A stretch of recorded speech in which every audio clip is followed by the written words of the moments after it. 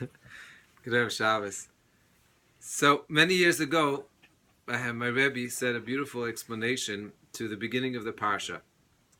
And the beginning of the parsha starts off in a very unexciting manner. A man from the house of Levi went and took a lady from the house of Levi, and Moshe Rabbeinu was born.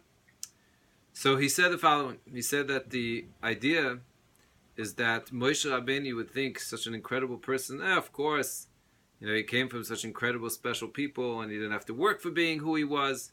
So the Torah wants to teach us that it's not so. He had to work very hard. And if you want to take it on a much deeper level and expand this thought, there's a famous Tiferes Yisrael. Tiferes Yisrael of Lishitz, one of the great commentators on the Mishnayos. So he quotes a fascinating midrash, or at least we don't have the source of this midrash, but this is a story, and it's quoted in other sources too. I think it's in Shita Mekubetzes and Maseches Nedarim. There's other sources to this famous story of the king that heard about Moshe Rabbeinu, and he was so fascinated by Moshe Rabbeinu, so he sent an artist to draw a picture of Moshe Rabbeinu, and that's what happened. He came back, and the king, who had the chokhmas of Partzuf, was able to see. He had the wisdom of looking at a person's face, even from a picture, and be able to tell what type of person is. He said, "You never went to Moshe Rabbeinu. It can't be, because he saw that this face depicts someone so rotten, and every bad midah possible characteristic was in this picture." And he killed the guy, and he sent someone else, and the second guy went and started drawing, and so again himself, I guess, picked it up that you see already that there is depicting such negativity that if he goes back to the king is going to kill him again.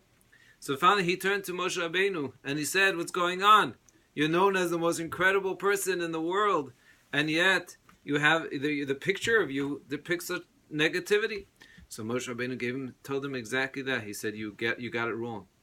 You think just because I'm Moshe Rabbeinu I didn't have to work for it? Inside, I have the most negative characteristics, but to become Moshe Rabbeinu, I had to overcome it."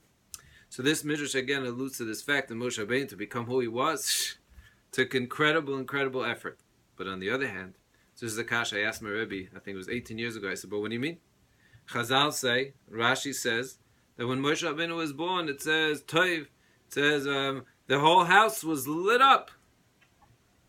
Sounds like a contradiction. So my Rebbe said, it's two different mahalchim.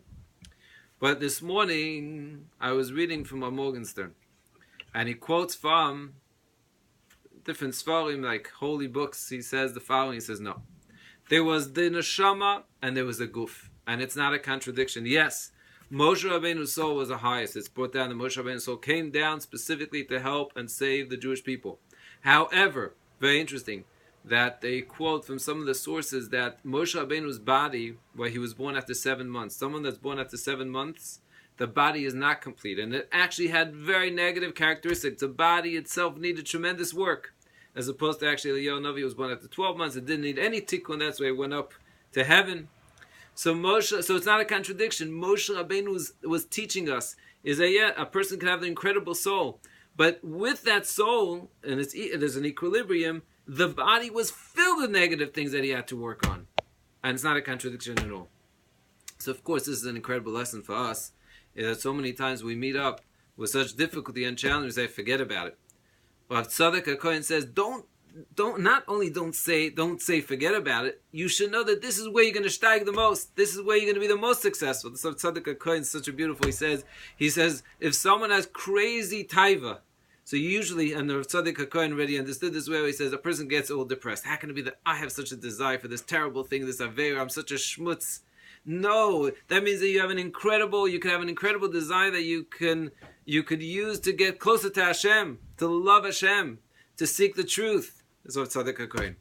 So I want to add another interesting aspect to this whole story, is that we have a lady by the name of Basia.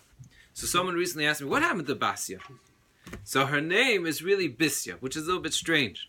Is it Basia or is it Bisya? And what happened to her? So first of all, in Divrei Hayomim, it does mention what happened. She ended up marrying Kalev, right? It was also, his name was Mered. But More than that, in Derech Eretz Zuta, it says that she's one of the 9 people that went straight to Gan Eden. Also unknown. So why is it Bisya, not Basya? Or which one is it?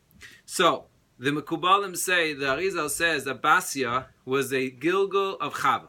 And she came to fix Chava's mistake. Now, what did Basya Lemaisa, what was her big challenge? Her big challenge was, what was her amazing story? Is that she saw a baby that was drowning and she put out her hand. And Chazal make an incredible thing about this, that the hand stretched many, many amos. Obviously, there was something very special here where she was in a situation where she could have said, you know what, it's normal for me to say, I can't do it.